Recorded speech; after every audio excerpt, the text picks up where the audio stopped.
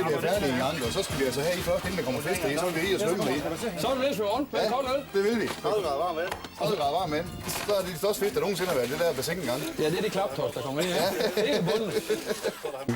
Nu er der så gået 2 måneder siden, vi støbte det sidst.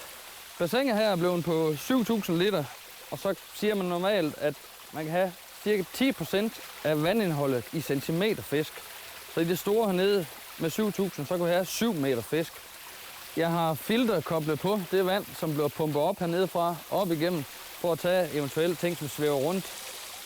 Det andet filter, jeg har i bassinet, er levende filter. Det er ferskvandsmuslinger. De er med til at filtrere vandet i det, at de står og kører vand igennem, som de lever af små alger og sådan noget.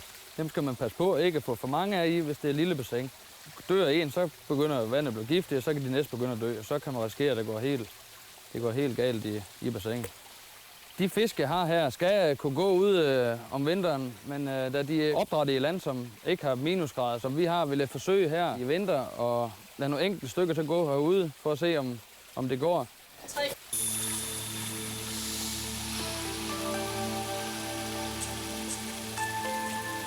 Og her har vi køjkammerne, der kommer op. De kan blive helt tamme. Hvis vi er heldige, så kan vi stå og klø dem på næsen. Nu har jeg kun haft dem her i cirka 4 uger. Guldfisken kan også blive næsten lige tamme, men køjkammerne er en meget brugt fisk inden for havedam, fordi man kan have dem i ekstremt mange år. Køjkapper kan blive op til 100 år gammel. Ja, dem fodrer jeg med noget foder, som flyder ovenpå. Og så har jeg noget andet. Jeg har en masse stør hernede i også, som også kan blive cirka 1 meters penge. Dem fodrer jeg med noget. Nu er det noget øretfoder, jeg bruger her. Men det falder til bunden. Da støren den går nede på bunden og går og snasker efter føde dernede. Det skal man lige tænke over, når man køber foder. Et bassin på den størrelse her vil løbe op i cirka 10-12.000 kroner. Og dertil kommer fisken. Man kan også vælge selvfølgelig at have en lidt billigere løsning af fisk. Og der har jeg nogen, I kan se herovre.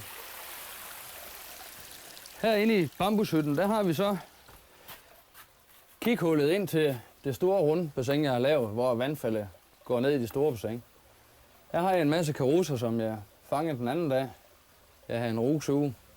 At der så gik lidt ål i, det gjorde ikke fangsten ringere, men de er så ikke kommet ned, for det er en rovfisk. At kunne få fat i noget gratis fisk, det gør jo ikke ringere. Og det er en køn fisk samtidig, synes jeg. Skaller kan man også bruge.